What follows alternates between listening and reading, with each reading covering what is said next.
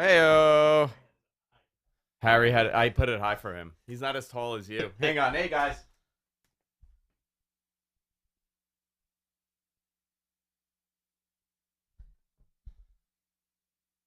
It was also very demanding how Taylor was watching YouTube. Oh, yeah?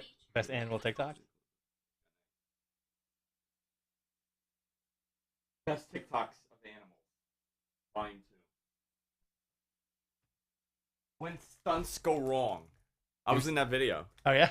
Yeah. You were saying... Or the top 10 banned dog commercials. I'm in that one, too. Yo, what's going on, everybody? Hey. All right. Let's do this. What happened? You were saying Harry was very demanding today? Very demanding. On Sunday, sorry. Very demanding on Sunday. Hollywood Harry. The horny one. Hey, chat room. All right, man. I got a lot of stuff to talk about today. Yeah, man. Rich and I are... It's going to be an interesting day. All right, let me get a mic check from you, and then Check. we could... A check. I can't hear anything. You can't hear it? No. Pop me up, baby. Test. A check. Hey. Yeah, that's great. So that was what Harry wanted his headphones on. That low. Like the lowest setting possible. Yeah, I put it on because I was like, how does he... He's like, it's too loud. I'm like, I already put it lower. Maybe being horny comes with like real sensitive ears. What's up, dudes? Dudes and dudettes. Audio 1 on our end. I don't know what that means. Audio, what is it? It says audio 1 on our end. I don't know what that means. I don't know what that means either. Can you guys hear us? What's up, Joel? What's going on? Joel, does yours say New York on the bottom of it? I got the I was a sucker. I got the regional Motorhead shirt that they put on sale a couple of weeks ago. There seems to be a delay. What does that mean? Audio's good. Sounds fine. Audio's fine. Sorry. I don't know what the hell, MG Geek. Mr. Gonzo. Thank you for the notes. Let me open this up. Mr. Papa John's has been banned. All right, guys, spread the news. Oh yeah, Papa John's. He's on suspension. Thin ice, this guy. He's been suspended. I'm not here for one day. Look what happens. Shit hits the fan. You're extra pink today. You know why? I've been standing out in the sun for a week. You have to desaturate me. Make me black and white. I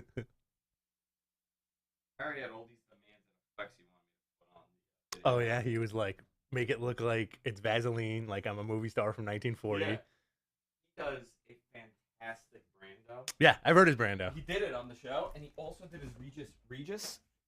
Freaking fantastic, his Regis. Well, didn't he say it was too expensive to do his Brando when he was doing stand-up? Yeah. Because of all the food and the props? All the food and the props, yeah. All right.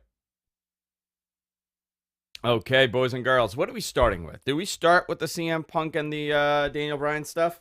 You know what? Let's start with all the like bing, bing, bing. Like we'll talk about it. We'll speculate, guys. If you're in the chat room and want to get your questions ahead of everybody else, feel free to super chat us. We are gonna have a giant Q&A at the end of the show. Yeah. Listen, we've been trying to take these questions ahead of time, and we're already stacked and loaded. So whatever you got to say, get it out. Mr. Gonzo will put it in the notes for us. Super chat it if you want it up top.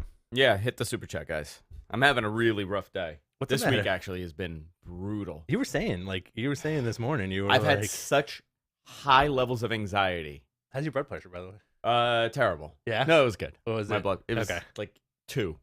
I have no blood pressure. There's nothing here. 120 over 2. 120 over 2. All right. All right. So we'll do CM Punk. I also have a pretty big story that I've alluded to over the last couple months that I feel comfortable now talking about it. You've eased into it. Because the person that told me is no longer with the company. Okay. So because he told you the news? No, he moved on. Okay. Yeah, he went to a bigger sports property. Okay. So. All right. What's bigger than WWE? The NFL. I'm not saying he's coming to the NFL, but he's going to like a major brand. So. What's bigger than wrestling? What's bigger than wrestling? Nothing. Bro, what's bigger than wrestling? I can't wait to see all these belt guys on there. Let's effing go Mets. Nice. Magic. Let's effing go. I'm a big Brian Brushwood fan, and I love Magic. All right, guys. Let's begin this, huh? He always struck me as an amazing Jonathan fan. Amazing Jonathan? You love Amazing Jonathan. You're a Carrot Top guy, right? Freaking love Carrot Top. Huge Carrot Top fan. I was once in a suitcase. I'm a prop. You were a prop. Yeah, and I came to life. And then just ran. Yeah, and I came to life. I made a wish. I came to life, and then I had my conscience that was a cricket. Tried to lure me into the right direction, but I never listened, and I ended up in the circus, and that's why I'm involved in wrestling. At about 1 in the afternoon, I'm gonna go online, and the dirt sheets are gonna say Andrew Zarian was one of Carrot Top's props. Yes, I can't wait for that. Can somebody report that, please? That I was once Carrot Top's prop. It was like the Twilight Zone episode, and I came to life. Where the ventriloquist doll came to life. All right, guys, let's begin in 3, 2, and 1. Hey, everybody, welcome to Matt Men, your source for all things professional wrestling. I'm Andrew Zarian. I'm joined by the original stunt man himself, Rich Stambolian. Stuntman Mike. You were Stuntman. Was that your name? Stuntman Mike? Yeah, Stuntman Mike from Death Proof. What's going on, dude? Dude, a lot is going on. I'm here for you. I got to tell you, I had a very, this week has not been my personal life, right? Like, not in wrestling stuff. It's been very hectic. We did the watch along on Sunday. We had a big event at one of my venues in the city. I saw. So that was a very, very big deal. And it kind of exhausted everybody mentally and physically. Wasn't the big sign in the back of that city event, I came, I saw, and I came again? Yeah, that was it. It's all over Manhattan. I've had a really hectic week, but man, yesterday was a blockbuster news week. I did a show on Tuesday, obviously, one of my new shows that we're doing here. And also we're adding another show. I got to talk to Rich about this to see if he wants to be part of it. And Rich's camera's starting to break here because it turned off and turned back on. Look at that. I already said yes to that second show, by the way. You did? Yeah, you talked to me last week about it. The interview one. Yes. Okay, perfect. All right, good. Yo, where's your brain at, man? Dude, it's all over the place right now. Yo, today is Thursday, July 20-something, 2021. We're in the future. Are you in 2019 right now? I'm still in 2019. So a lot's going on. Rich, tell me, how was your birthday weekend? Tell me while I fix your camera. I feel like my skin is PTSD from the sun, to be honest with you. Like, I was out like all week last week, and there was a heat wave in New York. I feel like I was the last one to know about it because I was unceremoniously outside every single day. I had to spend yesterday pretty much in a dark room.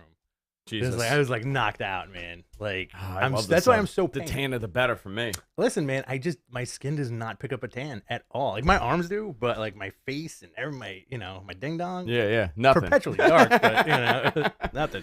All right, so I guess we should go into this story. This is the big story here. I'll begin with the last one. And that is the Bryan Danielson story. Okay. Oh, you thought I was going into October, didn't you? I thought you were going into October. No, not yet. I would not have survived that news. No, not to start the show. Well, we couldn't get to anything else if we started with that. But Bryan Danielson, obviously Daniel Bryan, WWE superstar, world-class professional wrestler. It's being reported that he has signed with AEW. Now, do you want to go into it? Bodyslam.net is reporting this. You want to go into who's reporting and what you think? I want to get your opinion on this. So Cassidy Haynes from Bodyslam.net has reported this. This has not been confirmed, quote unquote, officially.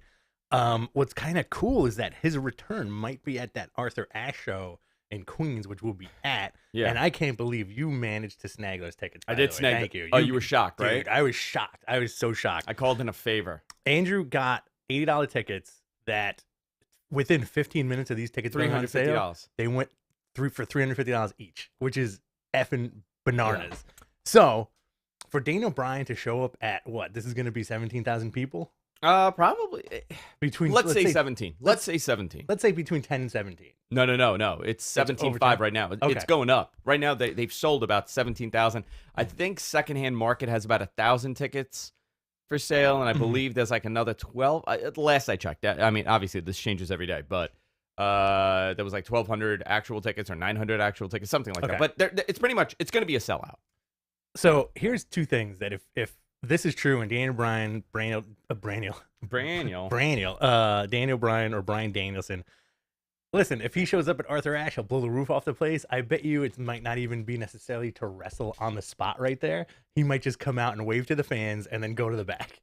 Listen, see you Wednesday. This is getting very interesting. So I've been talking to Cassidy. So last night we were, he told me he's about to drop this bomb. He did.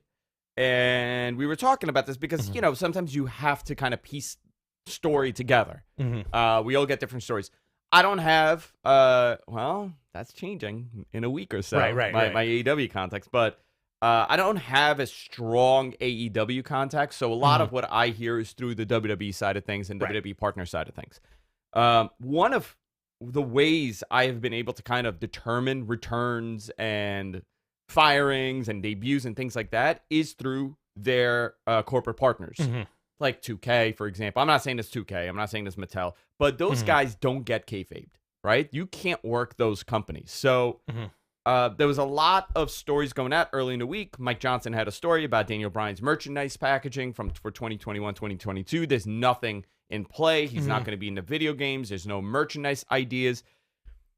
WWE has done that in the past for negotiation purposes, where they essentially say, like, well, we don't have any merchandise. We're not going to sell any merchandise since we're negotiating. Or they'll entice you and say, like, listen, while we're working on this deal, why don't we work on a merchandise deal, a licensing deal on the side? And it kind of like that's one foot in the door for you. So now WWE kind of has an advantage in negotiation. A lot of companies do this, by the way. This isn't a WWE concept. Right. I've done this, right? Great example. I hired somebody about 2 weeks ago.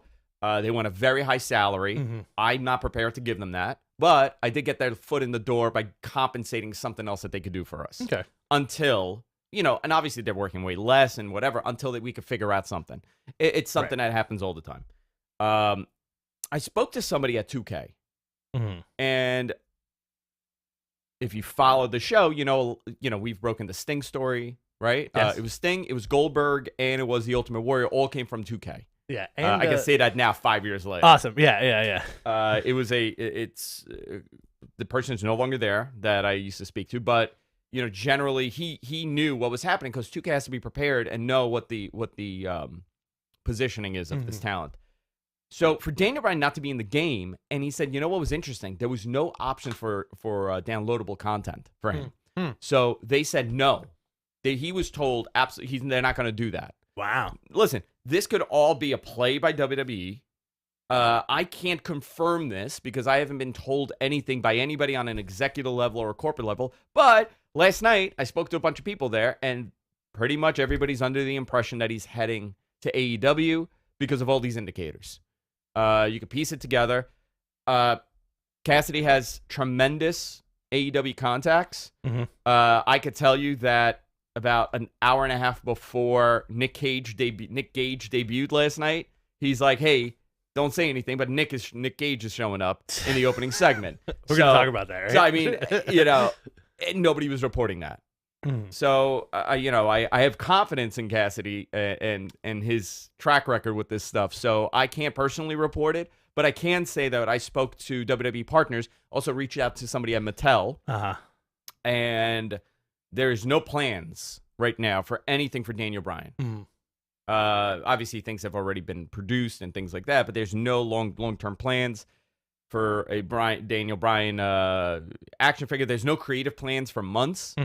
This is coming from, I've confirmed with a couple people, obviously, but this is getting very interesting. So the story is, like you said, Cassidy's reporting that the plan is for New York City. It is for that big show in Queens. Arthur Ashe. At Arthur Ashe Stadium. That'd be cool, man. That'd be really, really cool. That would be a lot of fun. I think also because, like, this dude's going to end up being like a wrestling machine. I don't even think he needs to be. He doesn't need to be. No. I think this is... it's too early to tell what the plan is for him. But there was, Dave Meltzer this morning reported, and obviously it'll be in a newsletter, and I had heard this also, that there were 4 big signings. Right. 2 of them are big signings. And Tony Khan, he even said it during an interview that he's going to have a lot of surprises coming up, and he has big debuts happening, right? Obviously, we got Andrade, and we got Alistair. Yeah. Now we're going to get, if this is happening, it's Daniel Bryan, and this leads us into the next big story that Sean Ross Sapp, friend of the show, reported. CM Punk is in potential talks to go to AEW. I'm very cool with that. In talking to Sean, and Sean was adamant, and I asked him this morning, I reached out and I said, listen, anything you want me to add or remove from this that you don't feel confident? He said, that I said, I'm going to break down your CM Punk story. Anything you want me to highlight? Just that despite what anyone is saying, it doesn't appear to be a finalized deal. Okay. I would say that there's more urgency. I find it interesting that the Daniel Bryan thing, personality differences too, right? Daniel Bryan thing was probably easier if he is signed. Right. The CM Punk thing is taking a little bit longer, but you got about a month and a half. Yeah. Because you definitely want him for Chicago. Right. If this is it, right? Or you want him that show before Chicago. Do you think so? You think like to sell more pay-per-views? I mean the match is going to be Hangman and Omega, right? That's the match here. But how do you introduce CM Punk in a important role? I don't think if he is signed, I don't think he should come out and be like Mark Henry goes, "Oh, we just signed CM Punk, here you go," and then he comes out to the Chicago crowd. I think it should be, a big save. I think it should be Kenny, not even a big save, in the pay-per-view moment, all right? Kenny beats Hangman, knockdown, drag-out match, right? Hangman loses. Kenny grabs the mic. I'm the belt collector. I am this and that. Oh, you think Hangman will lose? Yeah. Kenny's he's still got all the belts, and then he starts yelling at the crowd that he's the best in the world. Yeah. Right? Yelling at the crowd. I'm the best in the world. I'm the best in the world. Crowd gets nuts. All of a sudden, you hear Cult of Personality. Boom. That's how the pay-per-view goes off the air. Yeah. Just Punk showing up with his own music, and the crowd goes effing bananas, and maybe they have like a schmaz fist fight or something. Yeah. Listen, I could tell you, if things always could change, right? If Daniel Bryan is not signed, having this news speculate up and down and WWE seeing how it's gauging and how people are talking, they may throw everything that this man wanted. I don't think that's going to be the case. In knowing, people that know Bryan Danielson really well, he's not a guy that's out for money. He wants obviously comfort for his family, and that's going to play a big part. He doesn't want to be on the road like that. He wants to spend time with his family. I think he realizes what's important in life. Yeah. And he's 40 years old. So if he could wrestle and make a huge impact in the business and have this great career, not being part of this traveling circus of working, 4 nights a week or 3 nights a week like that, I think he's going to want to take that. Same goes for CM Punk. CM Punk is, he's a couple years older than Daniel Bryan. He's in his 40s as well. You only have a couple years to do this. And if you are, for CM Punk, for someone that was burned the wrong way by WWE, and I'm not saying that his point of view is correct here, right? I don't know his point of view because he lived it, not me. If everything that he says he still feels, he really wants to stick it to these people. And what better way to do it with this, now there's confidence in this company. I think you were the one, you read it. I mean, when this story was happening originally with CM Punk, you had said that part of the thing about him was that he didn't want to go to a company that didn't have legs. Right. And like people to wrestle. I think that's a big thing or too. People to like, wrestle. If I'm going to wrestle, I want to wrestle people. I also feel like, again, this is just like hearsay and how I feel as a fan, but I also feel like, listen, it's probably a sweetheart deal that this guy might get. He might say, hey, listen, put me on every other Dynamite. I don't want to do house shows. Maybe I'll do the rare house show and give me a trailer so I don't have to talk to anybody because I don't know if anybody wants to talk to me. No, I think he's gonna be a lot of the CM Punk's an a-hole conversation. It's not true. You know what I mean? Like he's not walking around starting fights in the locker room with people and stuff like that. By the way, we got a great comment by Matthew. I've always really liked this show. Now that I know that there's a framed glass houses in the studio, I like it even more. There you go. There's my Billy Joel. There's my Billy Joel album cover coming to play here. There's your first Billy Joel break, guys. You want to hear my Billy Joel? Please. You went uptown riding in your limousine. Is that Cal Channing? It's Cal. Do you know what that song is about? Mick Jagger's wife at the time. Really? Yeah. Doing a little. No, she was a bad girl, and I think Christy Brinkley was annoyed by her showing off constantly. Wow. We got a $10 tip. You want to read this? All Elite Podcast with a $10 super chat. He could cut in line. Hey guys, Kyle and Tiff here from AEP, just stopping by and showing our support for you two. We appreciate all the hard work you put in and keep up the good work. Same to you guys. Love you both. Thanks, yeah, guys. Absolutely. All elite podcasts. Go check them out, please. They do a good job. You're upsetting Joel Pearl. He said he used to love Billy Joel, and after you're ruining Billy Joel. I'm going to go to war with Joe Pearl now. Why? He's going to be my enemy. How come? You cannot say anything bad about Billy. Listen, I don't want to hear that he crashed his car multiple times in neighbors' homes in Long Island. I don't want to hear about that. What's your favorite Billy Joel song? Uptown Girl, isn't it? No. Zanzibar. Okay. Love Zanzibar. Mm-hmm. Love Down East Alexa. Vienna. Uh-huh. I love Vienna. There's too many. How many times have you seen Billy Joel? About 11. Did you see him at the residency? Yeah, a bunch of times. Yeah, Wow. yeah, a bunch of times. I saw him at a hole-in-the-wall downtown Manhattan. I know we've.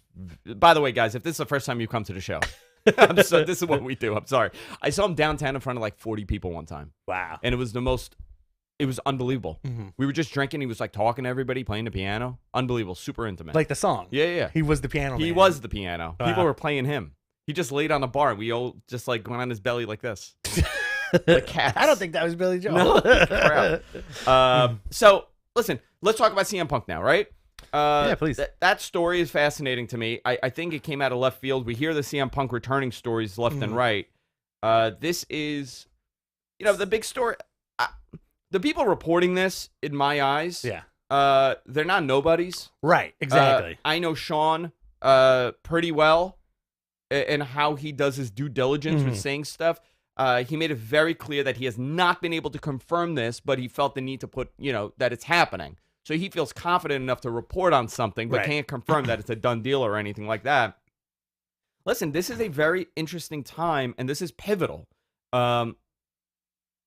Few of the things that I've heard regarding the AEW side is that they want to make a huge impact for this coming year. Absolutely. 2022, and WWE as well. WWE and AEW have gotten really competitive because they've realized that this is a unique opportunity to start over. Right. And the mistakes that you made prior to the pandemic no longer matter. Yeah, it's a restart. We've been talking about this restart for a while. I think Sunday's Money in the Bank was a pretty decent example. Well, Friday was a good example, right? Friday was a good example. Friday Night SmackDown.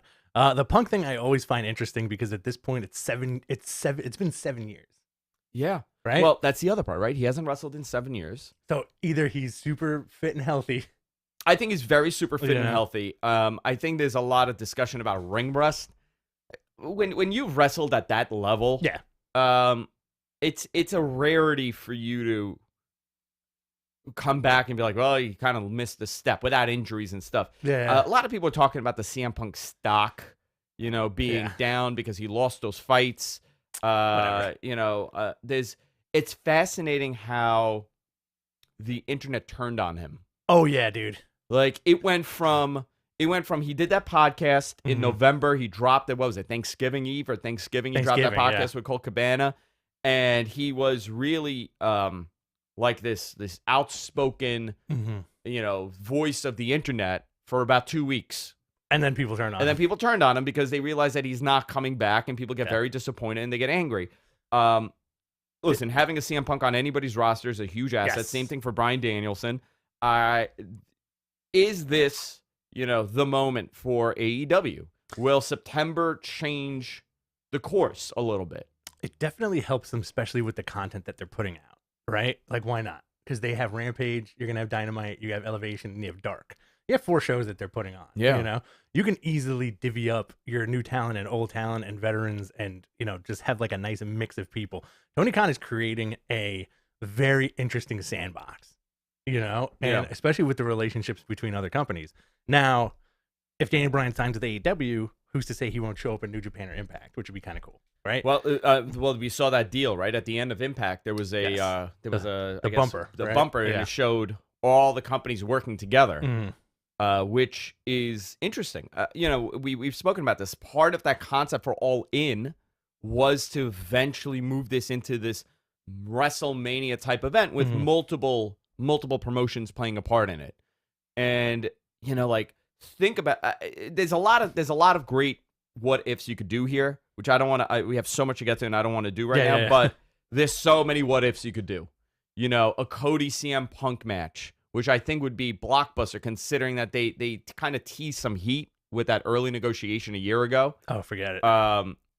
You have Bryan Danielson, you have Andrade, you have a really unique stack roster with tremendous talent.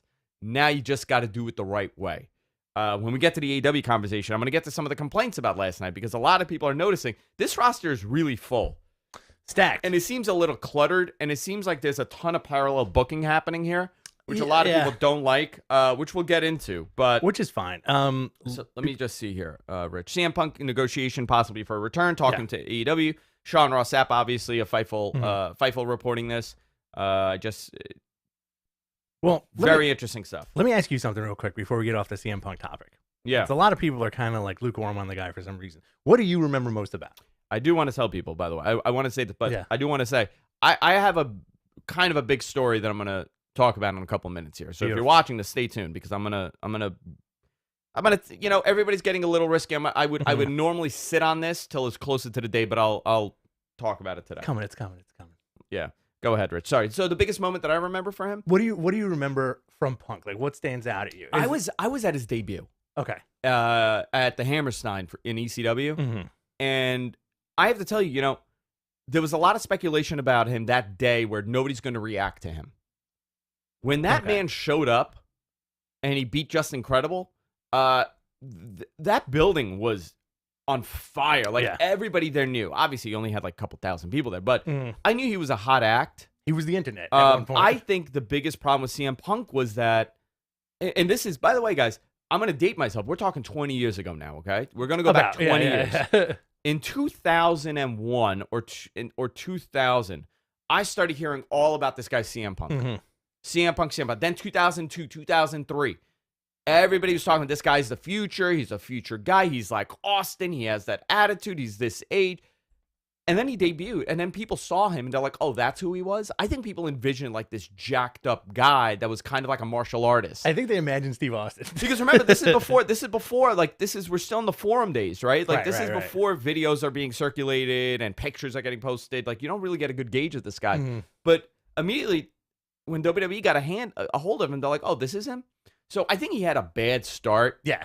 But honestly, his biggest moment was that pipe bomb.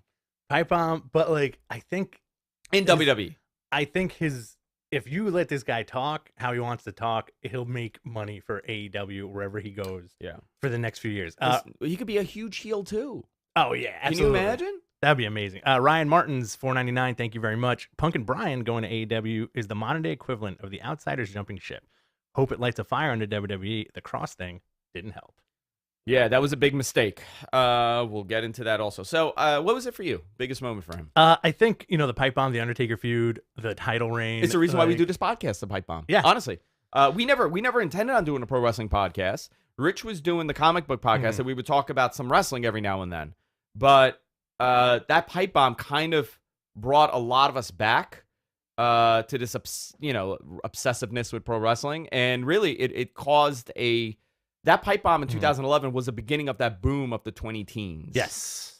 So we could, we could attribute it to that. What time do we have to get out of here? It was 11:33. I got to get on, but I'll get on to 12:30. Okay. Yeah. Cool. Let's keep it moving. Yeah. $20 donation from Tim Anger. Is WWE killing Cross? He was destroyed. He is destroying NXT, but can't stand in Raw and SmackDown. We're going to get to that. I think they made a big mistake, but they're pivoting from this. I think they realized it was a mistake.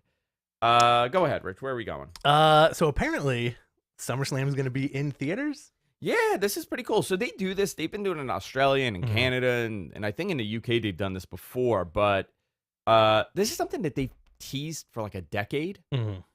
They've wanted to do this on a larger scale for a long time. But, it's kind of difficult having all the theaters running it, and how much money can you generate, and how will it impact your pay-per-view sales and your network sales? Now it doesn't matter, right?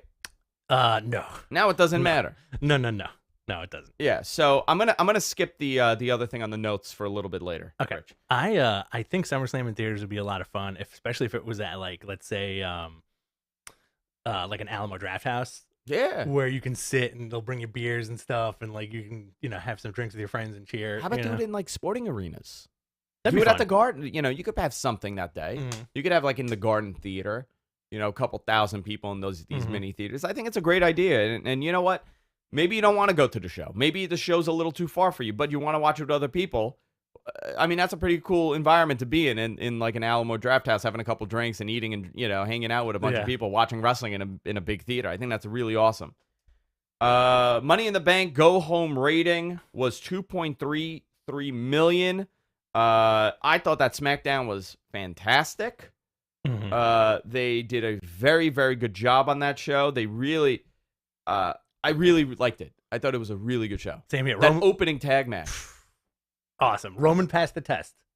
Yeah. Right? Like, he passed the test. A lot of folks, jumped down our backs on Twitter, basically saying, like, or on the internet or whatever, basically saying, like, how could you guys like Roman so much? He's a pandemic champion. There's no way he's going to get that reaction from a live crowd. A lot of boos. And then some, He was very booable. Yeah, no, very booable. They've done a good job. Edge got a huge reaction, obviously. Money. It was a while ago, so we're gonna skip this. But Money in the Bank. What did you think of Money in the Bank? Dude, I thought it was a lot of fun. Yeah, I thought it was a great show. I was so burnt out on the weekend, I didn't even watch it on Sunday. You watched it finally. I watched it on Monday, and I was like, this ain't bad. This is a lot of fun. This is very good. A lot of good moments. I felt like they got a little more loose with the actual in-ring activity. Yeah, which I appreciate. Yeah. Wait, the guys everybody was feeling it. Yeah, Ricochet. Those Ricochet spots are awesome. Yeah. I like the men's Money in the Bank match a lot. And you know what? The right guy won. Absolutely. So I'll go into the winners. I don't want to dwell on the matches. Usos defeated Rey and Dominic in the opening on the pre-show, 11 minutes, 26 seconds to get the SmackDown Tag Team Championship. You saw that coming, though. Yeah. Nikki Ash won the women's Money in the Bank ladder match. I think a lot of people were surprised about this. Yeah, good for her. AJ Styles and Omos defeated the Viking Raiders to retain the Raw Tag Team Championship. I am shocked how over that act was with the crowd. AJ and Omos. That was a fun match. Right? If he somehow developed intense charm overnight, he would be Vince's wet dream. Listen, he's a guy with very little. He's like another Braun Strowman, right? Yeah. Very little training. Give him 2 years. Yeah. Give this guy 2 years. If it's gonna work, it's gonna work. Bobby Lashley with MVP defeated Kofi Kingston in a squash. I hope this is part of a story now where like maybe Kofi can't cut it in these big world title matches. And this is going to lead to a Big E and Kofi thing, which they've wanted to do for a while. This was planned out. I know that they were playing around with this idea when Kofi had the title. But Lashley murdered Kofi. I mean, just ragdolled him in this match. But listen, a lot of people were upset over that. But you got to also remember, like, they're treating Bobby Lashley, rightfully so, like a Brock Lesnar, like a Roman Reigns. Very much, yeah. They're not treating him, and the reality is they want this guy to become, and he is. He is a dominant world champion for them. They've etched him really well. Yeah. Regardless if you like what they've done, I think on paper they've done a really good job of Bobby Lashley, and remember he was shaking his ass a year and a half ago. Exactly. Or 2 years ago, whatever the hell that was. That was his gimmick. He was just show his glutes. The weird cuck angle. Like, he recovered. Yeah. He recovered from this. And then some. Charlotte Flair defeated Rhea Ripley to win the Raw Women's Championship. People were so upset over this. Why?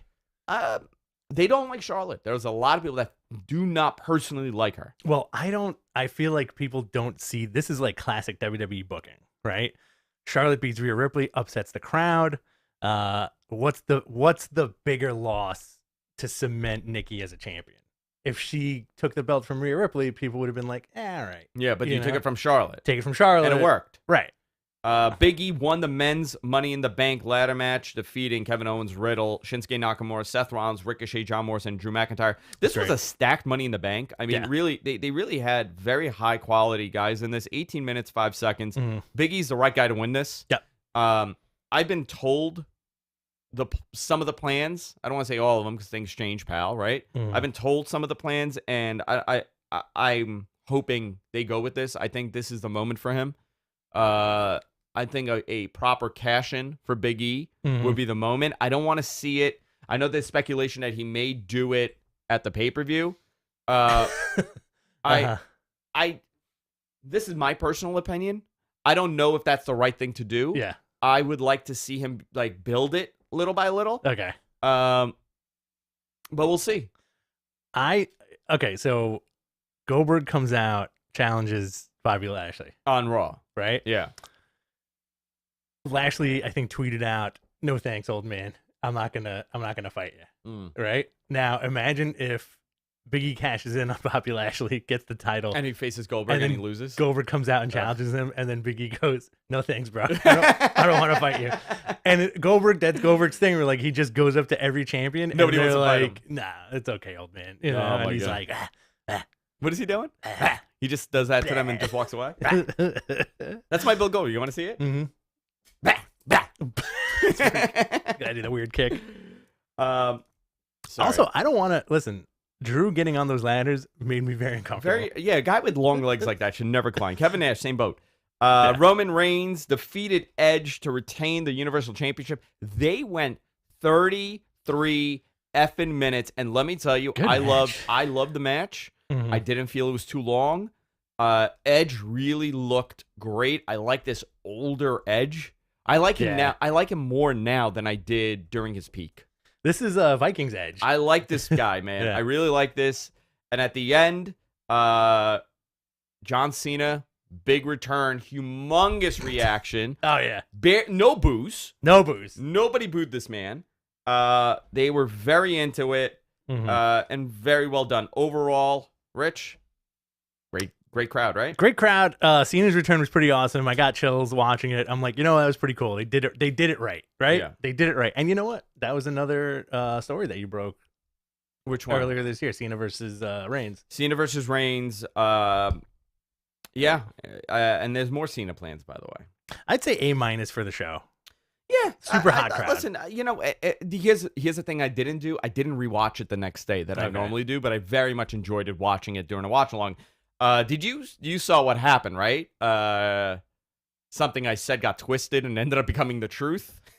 Oh yeah. So can we go into that a little bit? Yeah. So I'm gonna break this down because I tried to explain this so many times on Twitter and just nobody was getting it. Right. You got a couple in you. You guys got a little twisted. We get a little loose on the watch along. Honestly, dude, I didn't even have a drink. My drink was like half full at the time. Oh wow. So Deacon brought me a drink, and Harry made a joke early on. He's like, uh-oh, Adrian's going to start slipping because, that's a joke. I have a couple drinks on these watch-alongs, and people start asking me, and I start saying stuff. And I'm like, and then he goes, yeah, but if you give him too much, he's just going to start making up absurd things. And this led into a terrible Alex Jones impersonation, challenging everybody and talking about the Bilderberg Group and the Illuminati and the Bohemian Grove and the fluoride, and he's challenging Big E to the World Championship. So what happened here was what had happened was Jonathan, our producer and lead editor, who's on thin ice, by the way, who's now on suspension. Jonathan has been a naughty boy. He's on suspension. He posted this, but the way that it came out, like me saying it's Alex Jones going into the impersonation was like at the very end, and nobody listened to it. So all they heard was there's a big debut happening on Raw, and it's a Texan. Right. And it ended up being Keith Lee. So it worked out in your favor. It still worked out. But I didn't want that because I'm like, dude, my credibility means something. I'm not really a journalist. No. I don't swing and miss. And I only report things that I believe are happening. And a lot of people think you're a journalist, which makes me giggle. You know what? It's fine, man. Whatever your definition is, it's fine. Didn't you go to like? I'm a broadcaster. Didn't you go to school for like car repair? I went to the ITT Technical School for engine oil change. That's where I went. Yeah, I changed engine oil. I did take journalism though in college for the small time that I was in college. Everybody has to take journalism in college. Listen, I think it was a situation of saying the loud part quiet and the quiet part loud. Yeah. And it was cut off. And that's the other thing too, where like people have the attention span of termites.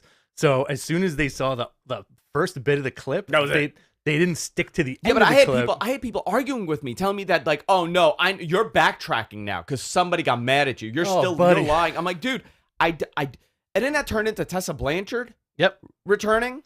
That was you or debuting. It got picked up on a bunch of news sites from your mouth. I haven't said her name in months. I haven't said Tessa Blanchard. I haven't said Tessa in months. So whatever, it happens. So guys, if you're watching the show and you watch the watch-alongs, please watch the whole thing. Don't just tune us out. It's a different show. It's like, I need the news. I need scoops, because that's not how it works. I get it, man. It's sometimes exciting. You get this shit. You get this guy talking about Alex Jones and the Reptilians, and then people twisting that into Tessa Blanchard will make Monday Night Raw debut. Yeah, dude, listen, it's all fun. It is. I love doing this. I love having fun with this. I got some crazy people on my ass now messaging me on Twitter. I don't want to name the person. But it's on Instagram, like it's becoming like stalking levels now. Who that somebody's talking to you? Like it's getting a little weird, and I may contact somebody. Oh yeah, these to put guys. a stop to it. No. I'll deal with it.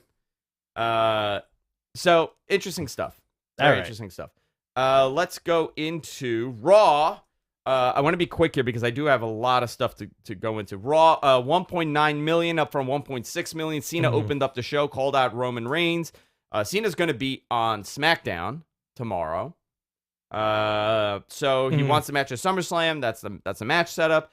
WWE Champion Keith Lee WWE Champion Bobby Lashley defeated Keith Lee in a non-title match. Keith Lee's return. Like a squish match. I didn't hate the match as much as people thought. Yeah. So there were some changes here to the card. I was told Karrion Kross is on the card. He's debuting around like 5 o'clock, 4 o'clock in the afternoon. And I was told that Bobby Lashley has an open challenge. So I was like, oh, cool. And I was told that he's losing. Okay. I knew he was losing. Sean and I were actually having a conversation about this, and we both had an idea that he was losing. But according to Sean, it was still up in the air. They were like going back and forth on this. And all the credit to Sean on this. So, when I was first told the Karrion Kross thing, and then I was told he was losing. I'm like, oh, it doesn't make sense. Why the hell is this guy going to lose when they're going to build this guy up to be a mega star? And then the Bobby Lashley thing gets announced that he's doing his open challenge. I'm like, oh, you know what? This is perfect. Yeah. Of course he's going to lose, and I'm okay with this. This is what they did with the U.S. title open challenge with Kevin Owens and everybody else. Who was it? Kevin Owens challenged Sami Zayn. Yeah. It was actually really well done. I'm like, perfect. Instead, we got Keith Lee debuting, and it was a burial on commentary for Keith Lee, and the match didn't bother me as much, but the commentary. Yeah. Why? I don't know, dude. Sometimes, like, again, we don't know what goes on in the back, but it might be with Keith Lee that somebody in the back just does not like him for one oddball reason or another. Yeah. But who knows, man. And then you had the Karrion Kross debut, which was kind of cool because they announced it. They were like, NXT's Karrion Kross on Raw tonight. Yeah. And then who does he face in his debut match? Jeff Daddy. Jeff Hardy, who does not need a win at this point in his career for anything. But you know what the justification is? It was a cheap win. He cheated. Yeah. But he's a former multi-time world champion. Exactly. So, like, but you know what I mean? Like, it just shows you, and this is the problem here, right? It shows you the lack of consistency with their champions. Like, Jeff Hardy is a mega star. Yeah. Mega star. One of the breakthrough. He changed the industry for thinner, smaller guys. He created an entire genre of wrestler. Yeah, he did. And you now have him like in this like nothing match where he does a roll up to win, and people are mad that a former world champion beat the new guy. You know what I mean? Like if it was if it was a champion of like the caliber of like what you envision a world champion, would anybody be complaining? Right. No, but they're complaining because of the way it was done and who it was with. I think it was. Listen, it's fine. When I asked about it, everybody said like, "Oh, I don't understand why everybody's freaking out over this." This was just one step in the direction that we have for Karrion Kross, and this is leading into something. This was, by the way, that's something that was said to me, so you can run that. It's not a thought. I just need to kind of say this. But the story is like, listen, it's one step. He didn't look weak. It was a cheap win, and now the plan most likely will be that he's going to murder everybody. Well, two things. Did they face off and Impact when he was Killer Cross at all? I don't think so. Okay. I don't know if it was the same time frame. And also, I thought it would have been awesome if Jeff Hardy showed up on NXT and beat him again. And like interrupted a promo and it was like, it's me, dude. I know. I like a Jeff Hardy. And then beat him, and I think the internet would have exploded. But like this is what WWE does, right? They'll take a guy who's hot, bring him a loss right up atop. I feel like sometimes we're being consciously trolled because the internet is like the third man, and WWE loves to listen to the internet only to say F you. Right? Yeah. Like they know what's going on. They know how people feel online, but then they'll go F you. This is what we do. We're the big machine. This is what we do. Don't worry about it. He's gonna get the wife entrance and all that stuff. I wonder why he didn't show up with the Scarlet entrance. Do you think because it would have been like too much?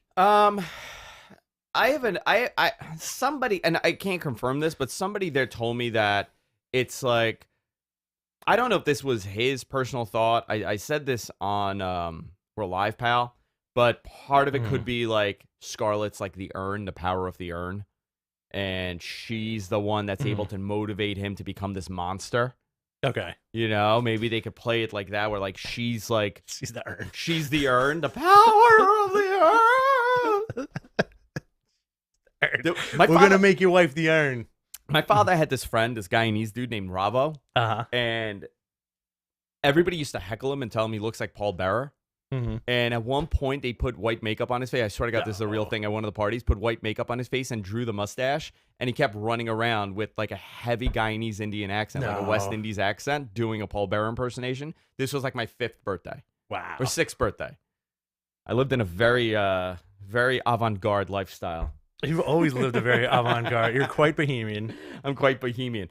So people, you tell people that you're a manager at an adult at a men's club. I'm not a manager, but you're really a barista. You're a very high-end barista. Very high-end barista, and every time you tip me, I take a button off my shirt like that. So all right, we're done with the Karrion Kross stuff.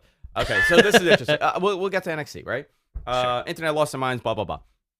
Raw Women's Championship main event. Rhea Ripley defeated Charlotte Flair via DQ. So Charlotte takes off, hits her with the belt, blah, blah, blah.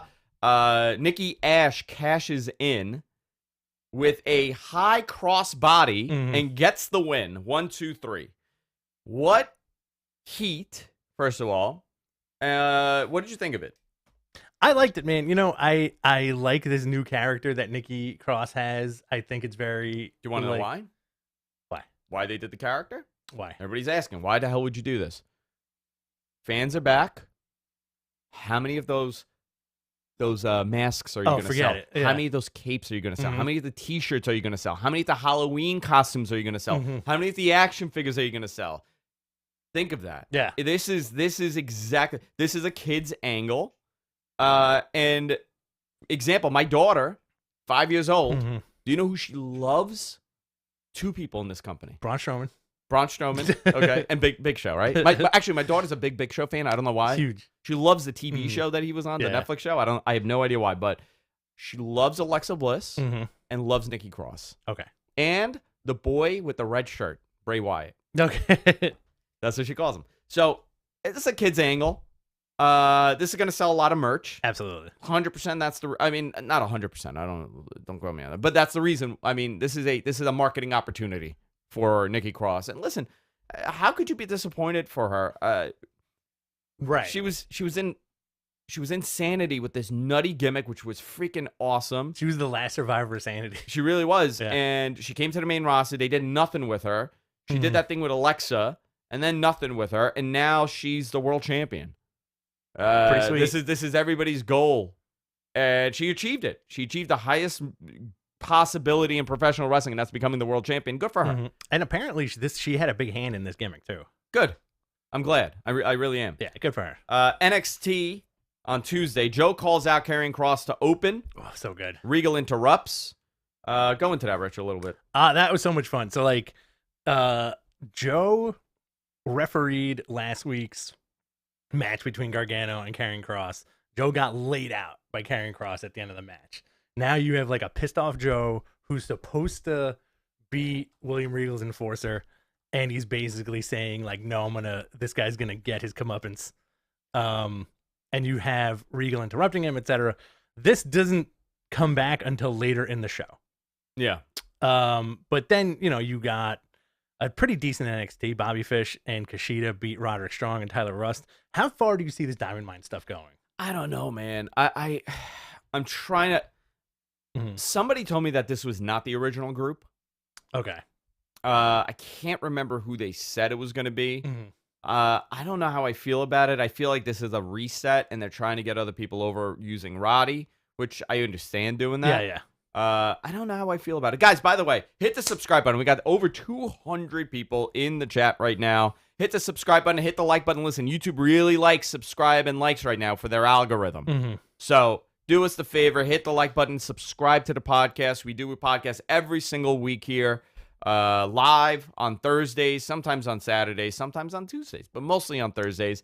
We do watch-alongs here, and we're going to be adding a couple more shows. So definitely hit the subscribe button. What else? Hit the bell. Is that what they say? Hit that goddamn bell. Hit the bell. Ding, ding, ding. Ding, ding, ding. So moving on with NXT, Kyle O'Reilly beat Austin Theory. You got a Phantasma Mariachi Madness.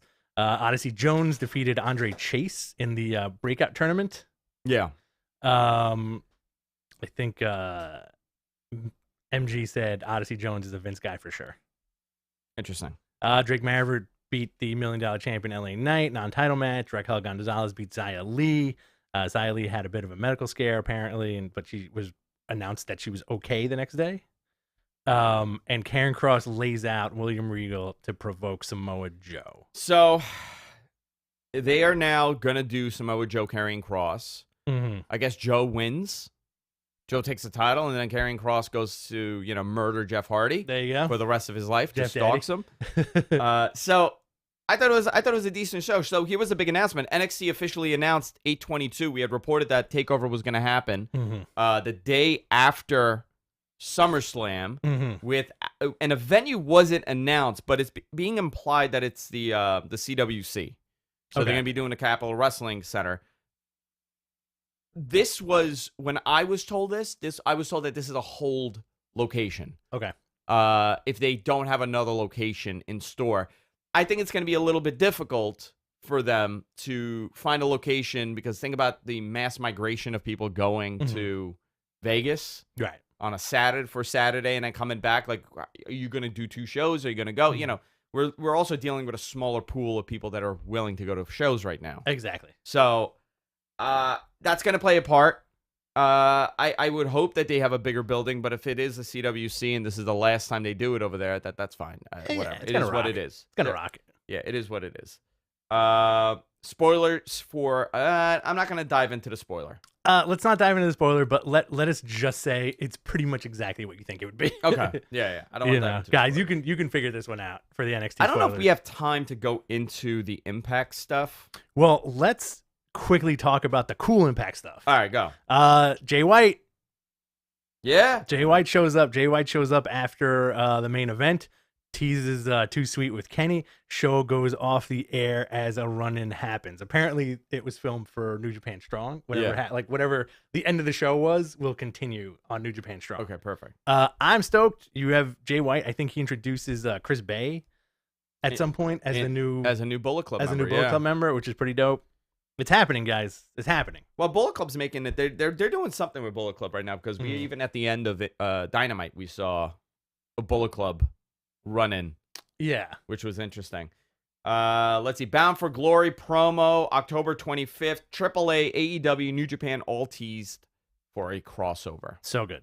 Very, very cool. Can't wait. AEW last night. Whew, Let's go into this. Actually, you know what? Let's go into the WWE story. I guess I'll go into it now, right? I guess so. I mean, like, do you want more of a setup? Do you want me to be like, do you want me to ask you a question? Yeah, go ahead. And this is for Survivor Series, right? This is for Survivor Series. Andrew. Yeah. Who, out of any star possible, who would you want to see at WWE Survivor Series? Here's the thing. Is it somebody that rocks? Tentatively, I was told it's in Brooklyn at Barclays. Right? Survivor Series. This was about a month, more than a month ago, but I confirmed that nothing has changed from a month ago. We still have some time. So I'm going to report this. I'm not reporting it with my 180% accuracy here, but I'm going to report that Survivor Series is in Brooklyn. And, big name you kind of want. It's a big show in a big market. Yeah. You're trying to sell out that building. I mean, who better than... Hold on. I'm getting message. You're getting message right now? Yeah, they're saying like, hey, stop this. Stop it. Okay, there we go. No. Okay. So would you say, are we still going with this? Yeah, go ahead. Would you say that this person is, the most electrifying man in sports entertainment? Yeah, I would say that this man is the most electrifying man in sports entertainment. Would you say that this guy's walking tall? He is definitely walking tall. He's not getting short. He's not getting short? He doesn't get shorty. Yes. Yeah. Dwayne The Rock Johnson, I would say, is expected. They're working on this. It's expected that he will show up at Survivor Series. Pretty sweet, man. Pretty sweet. So, I feel confident that that's the plan. If it's not the plan and things change, I don't know what to tell you. Yeah. But I've been teasing this for months, by the way. I think you're going to have to repeat it for everybody. But I could tell you that this is from 3 separate sources that don't have the same contact. I could say that. So listen, you're getting ready. You're setting things up. Now, is he wrestling? I don't know beyond that he's there. So right. I don't know beyond he's there. That we still got months till November, by the way. Exactly. So a lot could change. It might be anything. It might be like you hear his music and the guy's at the end of the ramp. It might be the tease for the following Monday. It could be anything. It could be him promoting. Well, I can tell you, USA Network tentatively wants him on that Monday. Okay. So I'm not saying that. And by the way, he's going to go everywhere, right? This isn't like a Raw storyline. Yeah, he's going to be on 2 shows. He's going to be on everything, but tentatively, actually, I could get you the date for Survivor Series. Yeah. I can't get it right now, but I could get you the date for Survivor Series. Would you say this person could successfully take you on a Jungle Cruise? Yes, he can. But I want Robin Williams to take me instead. I don't want him to take me. I want Robin Williams. That's Jumanji. You're thinking of Jumanji. I am thinking of Jumanji. What were you thinking of? The movie Jungle Cruise. But he was in Jumanji, wasn't he? Yeah. Oh, okay. But Jungle Cruise is the new Rock movie. Is it? I have no idea. That's right. You don't watch TV. But the Rock, by the way, Rock Roman is a WrestleMania main event. Absolutely. That is what's softly on paper for WrestleMania in Dallas. 100,000 people. I mean, you need the freaking Rock. You know what would be cool? Yeah. If they do, and this is, I feel like they're going to do this. Did you see the end of Hobbs and Shaw?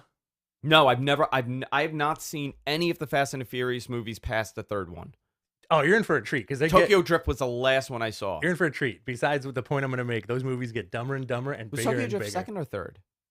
That was the 2nd one, but no, chronologically, 3rd. It's the 1st. It's out of order. Anyway, so at the end of Hobbs and Shaw, they're in Hawaii, and they have to use ancient weapons, and they're all wearing traditional skirts, and they're doing a haka. And Roman Reigns is in one of these things because he's in the movie. Yeah. And so is The Rock. I feel like that's gonna be your match at WrestleMania. It's gonna be the Tribal Chief match, and they're gonna have to wear these Samoan skirts. I'd be cool with that, man. And do some hakas. I'm into it.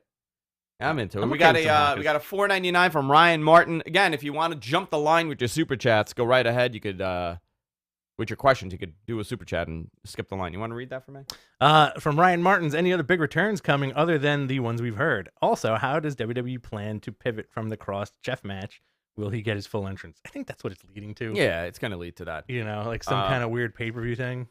I mean, big returns. I mean, how many people are left to return? That's true. You got Goldberg, you got The Rock, you got John Cena, Yeah. you have Edge. Obviously, Orton's going to be wrestling, right? Another big name for them. Lesnar, they're trying to figure out what they're going to do with him. Rob Van Dam. Big returns. I'm talking big names. Do you think they'll squeeze that one last match out of Austin? I don't think so. I think that ship sailed. Yeah. I think that ship sailed in 2013. Okay. Yeah, it was a lot 2012, 2013, that ship sailed. I think if there was any chance of that happening... Listen, here's a reality. If there was any chance of that happening, you would have had him on those Saudi shows. True. I know that is true. I know that he did some work in the ring to see how well he would do, and maybe he just didn't feel confident about it. I mean, how much money are you going to throw to this guy? Maybe he doesn't want to do it. True. You know, it takes a lot to get past that hump. And that was a big part of his story, that he was like, you know, it was very difficult for him to be out of the wrestling business. But now that he's comfortable with it, he's at peace. I think it's psychologically, too. Like, do you really want to come back and have, like, a boner of a match? No, I wouldn't want that if you're Steve Austin. Yeah. Any news on the Great Khali coming back? I have no idea about the Great Khali, nor do I care at all about the Great Khali returning. Didn't he die? No. He's fine. He's fine. That's one of my favorite jokes, by the way. Taker coming back? Yeah, I would expect Taker to be back. Let's see. Do you want to jump into AEW? Yeah, let's go. So last night's show I thought was a lot of fun. I know we're going to discuss that aspect of it and the booking aspect of it, but it opened with Chris Jericho's The Labors of Jericho. So this is the first, like the Labors of Hercules, this is the first week of the Labors of Jericho, and it's Shawn Spears. Fun match. Yeah. Right? Clearly Jericho wasn't going to lose this right out the gate. MJF shows up at the end of the match. He announces the next opponent on next week's AEW. Nick freaking Gage. How weird is that? It is a weird thing. Did you pop? You know what? I was on the train when it happened. I wasn't like, and I was like, so I knew, you know, Cassidy told me when it was happening. By the way, $50 from Jacob. Just want to say, guys, you're doing big things. Keep up the great work. Thanks, Jacob. Cheers. Much if I was drinking, I cheers my drink to you. I thought it was interesting, very unique. But man, what the pizza cutter? What? He took out the pizza cutter too, and he was like, ah. So, and then we got Jericho later on in the show showing up as like everybody's favorite goth dad, the Painmaker. So I took an edible last night. Oh yeah, and I had like the funniest joke about him as like everybody's dad that wants to be cool. Mm-hmm. I couldn't articulate the joke, and I can't freaking remember what it was, but I thought it was hysterical to myself. I also took one of those last night, and my wife was like, "You got to calm down." Were you like? I was going nuts watching this. Because I was laughing. It's like it's not a knock on Nick Gage. I think he's a smart guy. He is who he is, and he's making a living doing it. I think if you think about it this way. Imagine if Hunter was like 15 and he's watching AEW, right? And you walk into the room and you don't know who Nick Gage is, and he's waving the pizza cutter. Would you be like, "Hey, who's the pizza guy? Who's that pizza guy? Who's that pizza cutting guy?" And then you have to go on YouTube and be like, "Oh no." You also had Doc Gallows and Carl Anderson beating Frankie Kazarian. Good enough match. They murdered him. Why was everybody saying Wheeler Zarian? To me, I couldn't hear because I was listening on the show, but everybody was like Wheeler Zarian. Did they slip and call it Wheeler? Something about Zarian? I don't know. This is Doc Gallows' first singles match, too, on AEW. Was it? Yeah. Darby Allin with Sting beat Wheeler Yuta with Orange Cassidy. Sting, how did you feel about that face-off between Sting and Cassidy? Doing the comedy move. I never pictured Sting. Listen, I'm still not like the Cassidy stuff. I get it. I do. I get it. It's not my favorite stuff, but I get it. I thought the crowd loved it. So it worked. I'm very easy when it comes to like things that don't work for me. Yeah. That I understand other people love. I'm not gonna crap on what you love. I thought it was silly, but it worked. You know, that worked. People got into it. What did you think? I thought I was blown away that Sting actually did it, and I was like, yeah, this is mad fun. Good for Sting. He's not like, you know, he's pulling the veneer down a little bit. It's not like serious vigilante all the time. He could do like the wacky comedy shit. I think they were saying Wheeler Zarian because he's got the same like beard and hair situation that you do. Is that what he's doing? Yeah. Do you know what he looks like? Who, Frankie Kazarian? No, Wheeler Yuta. Is that why they were doing it? I think so. Look up what he looks like, and it's like looking in the mirror for you. Really? Yeah. Take a look at that guy's face right now. He looks nothing like me. No? Oh, yeah. Yeah, see? Oh, yeah. You were just looking at a picture of a wheel for a second. And he's doing the Zarian face, too. He's doing this. Is that the Zarian face? Yeah, when we're all disappointed, we don't like something that someone's saying, we do this. Oh, yeah. He is another one of my brothers. He's another one to add to that. Add Mansoor to it. Add Wheeler Yoda to it. Add I like Wheeler Yoda. Who else can you add? Mustafa Ali. Oh yeah. Add him to it. Frankie Kazarian, because we share a similar last name. The tribe of Zarian. The tribe of Zarian. I have my own stable. the tribal chief. AEW Women's Championship, Britt Baker DMD with Rebel defeated Nyla Rose and Vicky Guerrero. Andrade El Idolo had a segment with Death Triangle. Chavo came out to an awesome pop, and he was there with Andrade. I thought that was a lot of fun. I think the weird back and forth between Andrade and Chavo is also funny, and then Andrade telling the Lucha Brothers that he's the face of the Latinos now. I can tell you that he was not the original pick. Right? Who was the original pick? I think it was going to be Zelina. Okay. I like Chavo and him together, but my God, how many freaking managers do we have now? Chavo's great, man. Chavo's mic work last night was phenomenal. He looked so comfortable. You had Orange Cassidy versus The Blade, and your main event of the night, IWGP United States Heavyweight Championship, Texas Death Match, Lance Archer beating Jon Moxley. Didn't see that coming for the IWGP United States Heavyweight Championship. What did you think about that match? I thought it was fantastic. What a match. I got a lot of people like, oh, their dome match was better. I'm like, it's like saying like, oh, the WrestleMania match these two had was way better than the TV match. Yeah, listen, I didn't think it was better. I didn't think it was worse. Right. I thought it was different, and I loved every moment of it. I'm not a big deathmatch guy. I'm not a big hardcore wrestling guy, but they did everything right. I thought Moxley did a fantastic job at making this dude look like a psychopath, like Bruiser Brody style guy. Yeah. You know what it was? It was Funkin' Brody. Yeah. That's exactly what they did. Mox took that crazy bump on the chairs. Did you see that? The chairs back to back. I couldn't believe it. I stopped it and I looked at Jess and I was like, because I was home by then. Yeah. I was like, oh my God. Holy moly.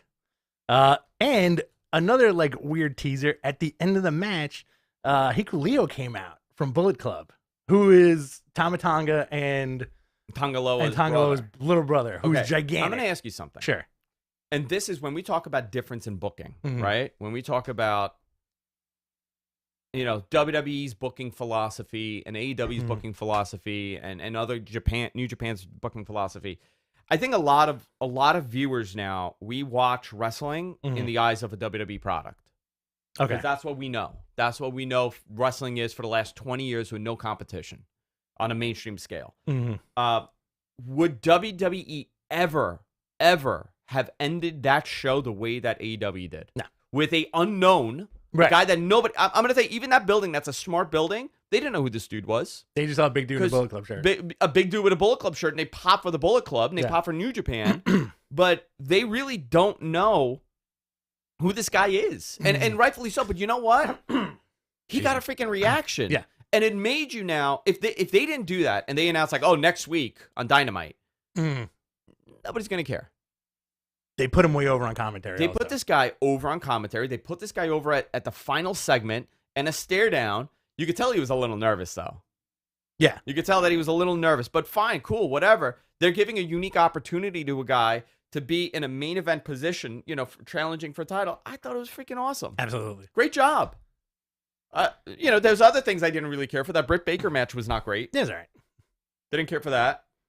But they have such a deep roster that you gotta put people on different shows at different times. Yeah. Great ending. Nice and bloody match. I do like how on commentary they were like, you see this guy on TV and he looks so small, but up close, Hikuleo looks gigantic, like 8 feet tall. Yeah. Yeah, I thought it was cool. And we're getting a Fight for the Fallen next week, too. Yeah, so next week's card, do you have it? Yeah. All right. Jericho versus Nick Gage in a no DQ match. I think that's going to be a lot of fun. I wonder if he's going to let him pizza pie slice him on the tongue. With the pizza slicer. What do you think Jericho's going to do? You think he's going to get nuts? I want to see Jericho get, like, real nuts. Like barbed wire bat, staple gun, nail gun. I want it to be an episode of Jackass.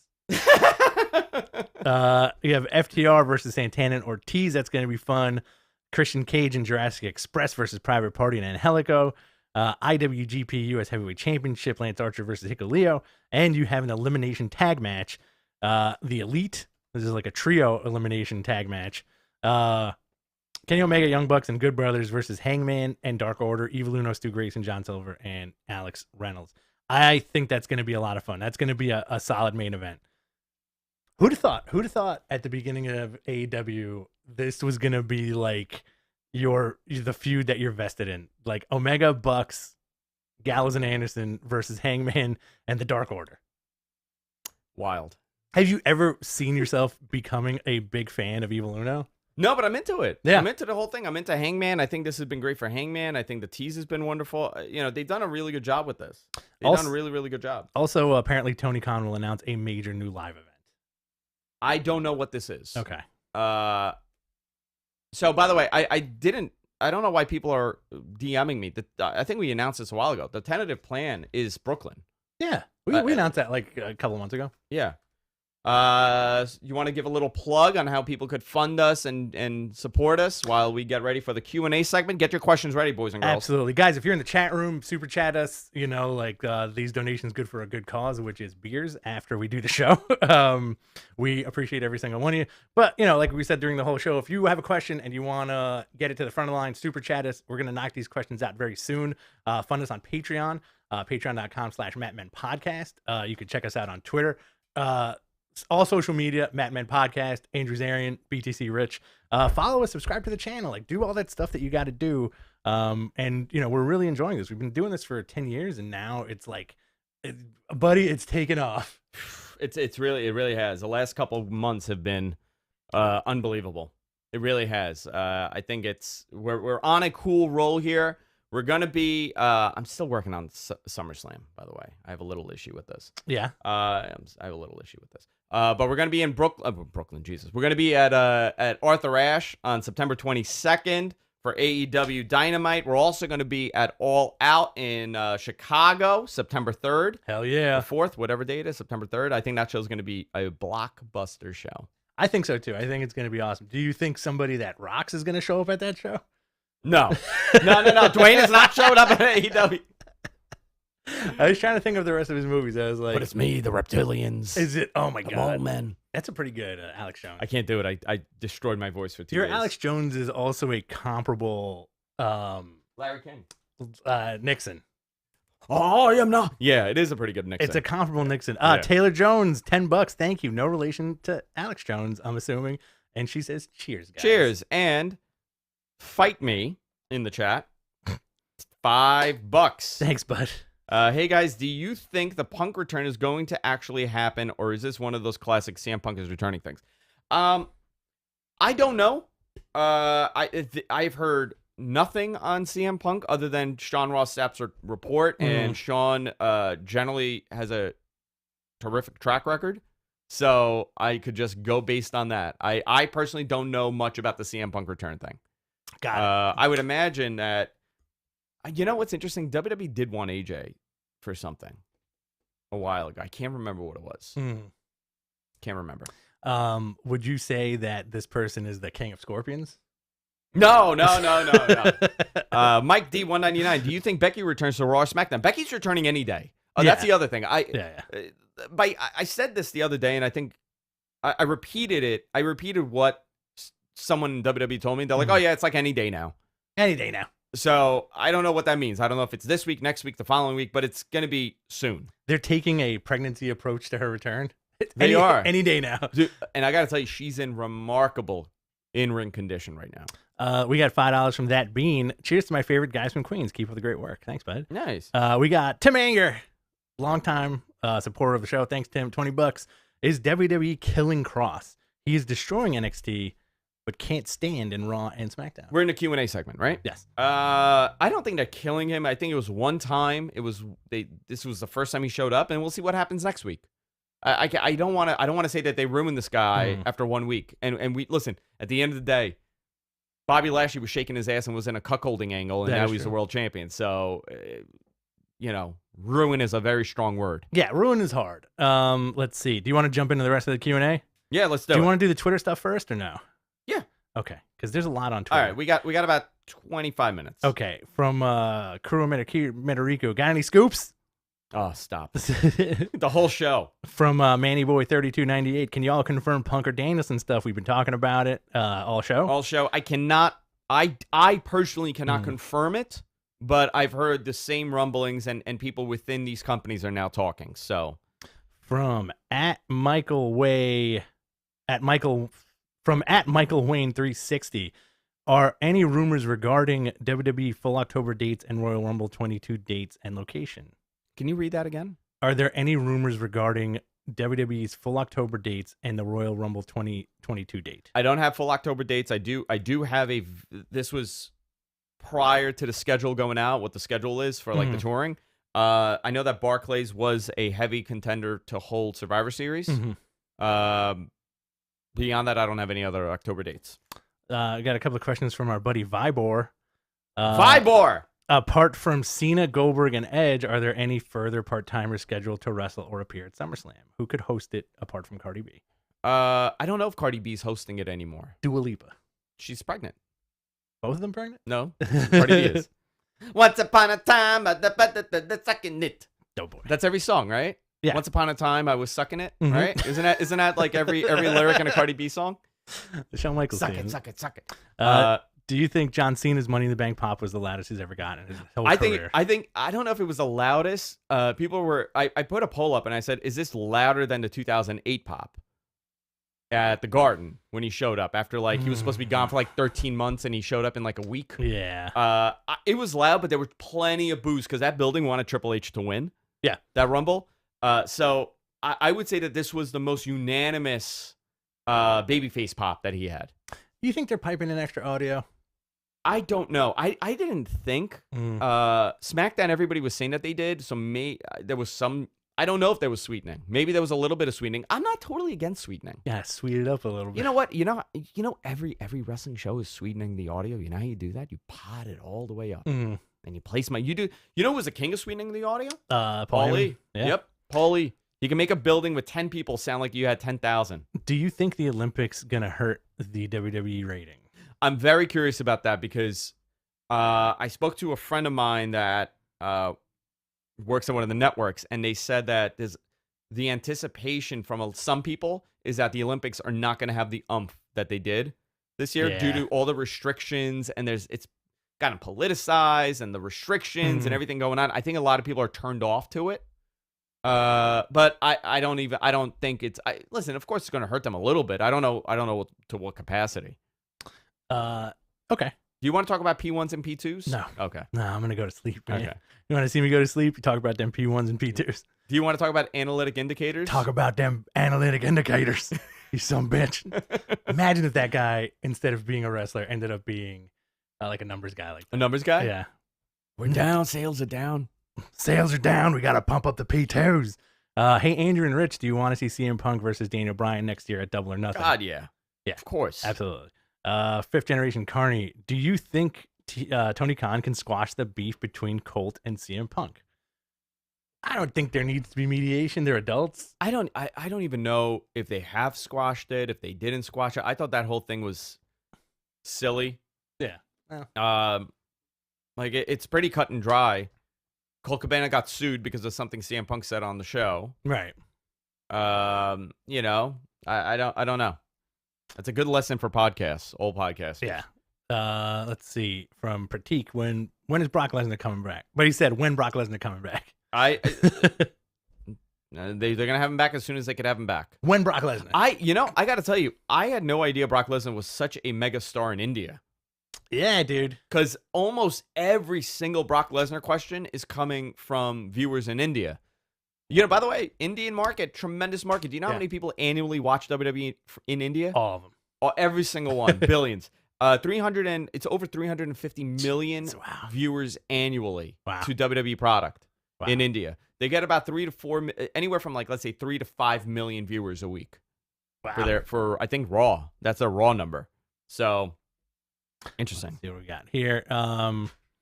Any news on Becky Lynch? Like we said, this is from Itchy Boy Kevin. Like we said, it's any day now. Apparently, it's as soon as it's time, because they do have a plan. It's just a matter of when. So maybe you're gonna get a match at SummerSlam. I don't know. True. From Frank Agradia, what about Tessa Blanchard, Andrew? I never want to hear her name ever again. I have no idea. I'm gonna tell you this. If WWE was signing her, they would have signed her already. I don't think AEW is signing her. I could be wrong about this. I don't know. Here's the God's honest truth. I don't know. I know that there was a lot of indicators that she was possibly going to WWE, but there's also a lot of people saying that it's an impossibility. So I have no idea, and I'm not even. I've gotten asked about Tessa Blanchard so many times that I don't even want to like dig into it anymore. From Matthew Banson, what about AJ Lee? Any chance she goes to AEW? I feel like she could bring a lot to that women's division. I think so too. But I don't know if she wants to wrestle. Who knows? It's been many years. Yeah. Listen, taking that much off, time off, you grow and you change, and sometimes you don't want to do it anymore. You want to go. You want to do something else. You know. Any news? This is from Orion. Any news on the Mae Young Classic that was supposed to happen last year? Will it happen this year? No, but I know that they are planning on doing a Queen of the Ring. How bad did Peacock F up on Sunday night? Oh, bad. You didn't see it, right? No, because on Monday, the replay was fine. The men's Money in the Bank was unwatchable. Like in and out? No, you couldn't watch it. It was like the whole thing was almost ruined. Hey, Andrew, why India not having AEW Dynamite? Why does I don't know. Maybe they haven't worked the TV deal yet. From Shocker123, how many matches do you think are going to be on SummerSlam? At least 10. 40? 45 well, no, matches? they want they're gonna end the show early. Remember, they are planning on ending the show with enough time for you to go to the Pacquiao fight. Right. Okay. So, I don't know. What time does it start? It'll probably start at 7, right? 7 to 10. No, remember it's early. Over there, it's early. Oh, that's right. 3-hour time 4 difference. in the afternoon. So I forgot what time they start, but they're 4 or 5 in the afternoon, because if it's 4 there, it's going to be 7 here. So that's probably it. Brendan, any rumor on a potential Adam Cole call-up? At this point, if he never goes to the main roster, I just want to see him in AEW. I've heard nothing right now. All right. Last question. What do you think? Yeah. Will NXT be part of Survivor Series this year? And will it rock? Survivor Series will rock this year. I don't know if NXT is going to be part of it. I don't know how the plan is changing for Survivor Series. I don't have the concept. MG Geek, all good. No worries at all. Don't worry about it whatsoever. Mike D, $4.99. If AEW gets Punk and Bryan, do you think they can move Dynamite to Monday to compete with Raw? No, I think that would be a huge, stupid mistake. We've seen what happens when that happens. You don't. Here's the thing though about wrestling. You don't need to compete on the same night anymore. No, like that. Like the viewership is so different now. Where like AEW weekly does around like 1.2 to 1.4 million viewers. Yeah. And I'm saying like with DVR numbers and everything. Like I don't know how many people pass through, but I know for SmackDown it's about 5 million people pass through SmackDown weekly to watch the product. I don't know what their plus all their total combined DVR is, but I don't think they want to jeopardize that. You know, why would you split your audience? That's true. You know, and I don't think it's smart. Yeah, I'm excited, man. I'm excited for The Rock to show up at Survivor Series, to be honest with you. Yeah. Do you think he'll apply his central intelligence? Oh, I think so. I think he's going to do all of his characters. He's going to be Maui from Moana? He's going to be Maui from Moana. That'd be amazing. Moana, he's going to be all the characters. The guy from Skyscraper? Regarding the India TV deal, Tony Schiavone actually said it's almost set and about to happen in October. Soon, back in October. So I don't know. I don't know what's happening. And also, I think we discussed this. SummerSlam is going to be airing in movie theaters. For the first time, and I think this is going to be something that WWE wants to continue doing. They've been wanting to do this for over a decade now. When we going to get a different stage set for Dynamite? I have no idea. I haven't heard that they're planning on changing it. How many of those are P2 viewers though? Kidding. The Rock wrestling at Survivor Series? No, I don't believe so. Don't quote me on it. All I know is that he tentatively on paper the plan was to have him there. Now watch them not do it. Just to spite you? Just to spite me. Specifically. No, listen, I could only go based on what was said to me. This was said to me by 3 different people. One within WWE, one from USA, and one from Fox. Yeah. That they knew about this. Would that be our biggest get as far as an interview? Dwayne? Yeah. Yeah, definitely. He's the biggest star in the world. There's nobody a bigger actor than that. It's like saying like you got Schwarzenegger at the peak of his career. What would you ask him? First question. I would ask him what his favorite match is. that he's ever watched. That he's ever watched. That he's ever seen. Yeah. Can you do a Rock impression? No, I can't. It's hard, right? I could do it. Okay. You want me to do it? I'm ready. Hey, it's me, The Rock. Listen, Mayor de Blasio, do something about the garbage here. Come on. Will John Cena continue after SummerSlam? I think so. I think he'll be around. Can you see The Undertaker having one more match? I don't want to, but possible. But I know that they're gonna bring him out for sure for some of these shows. What happened to Randy Orton? Is he injured? Did I miss something? I don't know where he is. Ooh, you know what would be a good return? Batista. Oh, this is a great question. Jason, will we have to be fully vaxxed to enter Barclays Center in November? I don't think so. know that. I don't know what Barclays' policy is. That's a great question, but I mean, that's an easy thing to know. If you go on, I mean, I could do it too. You go on events, you could see that if they're requiring a vaccination or a test. I know that nothing is required for Yankees or Mets right now. You don't even have to have a PCR. You could just walk in. Yeah, you just walk right in and start licking everything. The policy for the Garden is not a state policy or a city policy. It's their own policy. It's a Jimmy Dolan policy that he's put on to every one of his venues. It's an MSG thing. So I don't know what Barclay is planning on doing in November. We got some time yet. It's a G thing, baby. And listen, I don't know what MSG is going to continue doing moving forward. When they start seeing that they're not selling out, and how expensive it is to run the Garden, maybe they'll drop it, maybe they don't. I have no idea. What's next for Keith Lee? Will he be at SummerSlam? I have no idea. Yeah. No clue. All right. Time to wrap it up. How did John Cena escape the Firefly Funhouse? That is a question that I've been wondering. He jumped real hard. And maybe he jumped really hard. Like he just bursted through the walls, the ceiling. All right. All right, guys. That's it for this week. Appreciate every single one of you. If you enjoy the show, do us a favor, subscribe to us here on YouTube.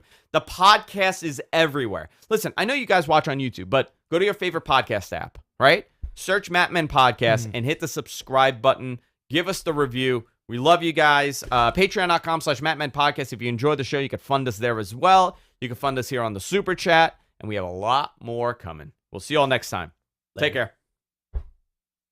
All right. Thank you, everybody. That was fun. That was a loot of fun. 204 people in the chat. Thanks, guys. Much appreciated. All right, guys. I have to run out of here. Alex was messaging me. Don't forget to talk about my son, Batista. Batista. All right. I'll see you guys. And we should have talked.